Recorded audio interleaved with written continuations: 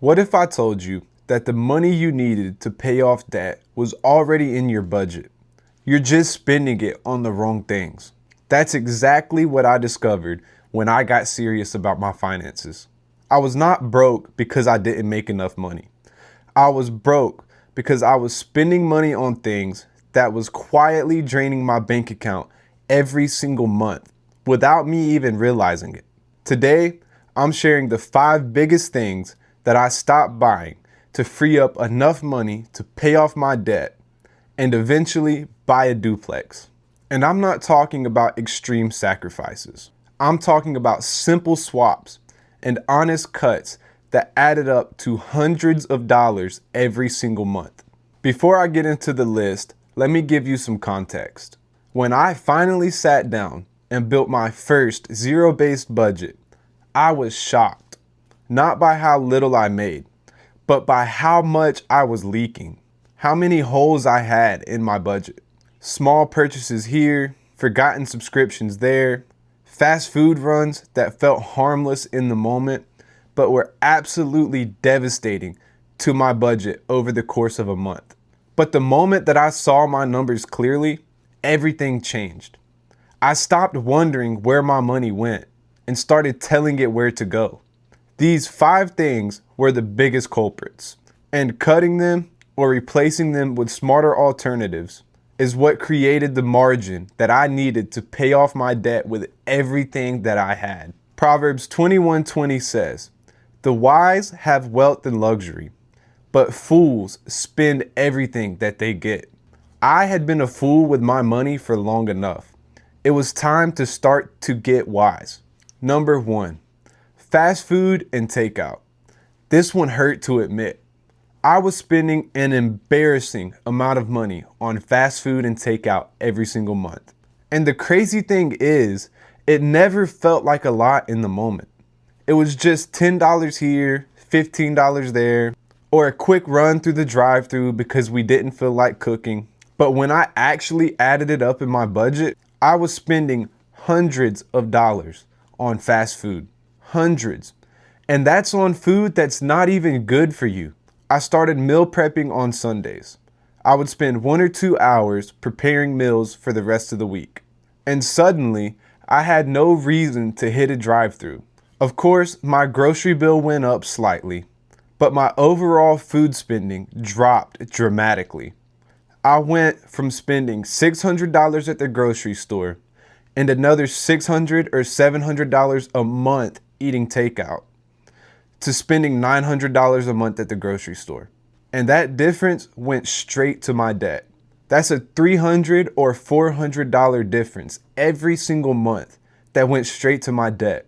And all I had to do was start cooking at home and eating healthier food. The swap was not deprivation. It was just intention. I replaced a mindless habit with a purposeful one. Number 2, subscriptions that I forgot I had. This one is embarrassing. When I went through my bank statements line by line for the first time, I found subscriptions that I had completely forgot about for months. Streaming services that I had not used, a gym membership that I had stopped going to 6 months prior. All of it was quietly pulling money out of my account every single month on autopilot. Here's what I did. I went through every bank statement over the past 6 months, line by line, and highlighted all recurring charges. Then I asked myself one question about each one. Have I used this in the last 30 days? If the answer was no, I canceled it. In that moment, right there, I freed up around $100. I freed up around $100 a month from subscriptions alone. Money that was doing absolutely nothing for me except making some company rich. Do this today, right after this video. Go back and look at least the past 3 months of bank statements and find every subscription. I'm sure you will be surprised what you find. Number 3, impulse purchases. You know which ones I'm talking about. When you're scrolling online and something catches your eye, You're walking through the store and something ends up in your cart that was not on your list. You see something on sale and you convince yourself that you're saving money by spending money. I was constantly doing this, and individually, none of it felt significant. But collectively, it was killing my budget. Here's the swap that changed everything for me. I implemented the 48-hour rule. If I wanted to buy something that was not in my budget, I had to wait 48 hours. Not forever, just 48 hours. Do you know how many times I would go back and buy the thing that I wanted after 48 hours? Almost never. The impulse passed, the urgency was fake, and the money stayed in my account where it belonged. Delayed gratification is one of the most powerful financial skills that you can ever develop, and it costs you nothing to start practicing it.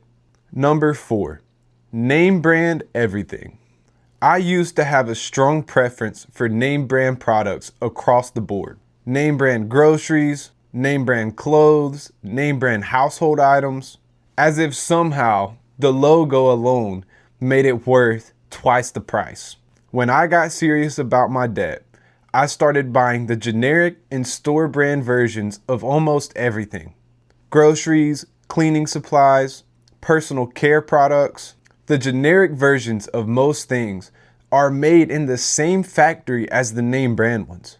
The only difference is the logo that they put on the product. I did not try to replace everything overnight. I just started making the switch one category at a time, and the savings added up faster than I expected. Here's a simple challenge. The next time you go to the grocery store, pick up 5 items that you would normally buy the name brand version of and buy the store brand version. Just try it for 1 month, and I'm sure you will be surprised at how little of a difference that you even notice, and how much money that you save. Number 5, entertainment spending without a plan. Now, I want to be clear. I'm not saying for you to not have fun. I'm not saying to never go out or never enjoy your money, because a budget with zero fun is the same budget that you will quit. What am I saying then? I'm saying that entertainment spending without intention is a quiet killer to every budget. I used to say yes to everything, every event, every night out, every concert, and every weekend trip. Not because I had planned for it, but because the opportunity came up and I felt like I was going to miss out if I did not go. Here's what I changed. I gave myself a specific entertainment budget every month, a real number. And when that number was gone, it was gone. So instead of saying yes to everything, I started to become selective about what I would say yes to. I chose the things that actually mattered to me and said no to everything else without any guilt. And something surprising happened. I actually started to enjoy the things that I would do even more than before, because they were intentional, because I chose them on purpose instead of just going with whatever had came up. Ecclesiastes 5:10 says, "Those who love money will never have enough." How meaningless to think that wealth will bring happiness. Being content with what you have is a practice. And when you practice it, you begin to realize that you need a lot less than you thought to be truly happy. Here's what I want you to do right now.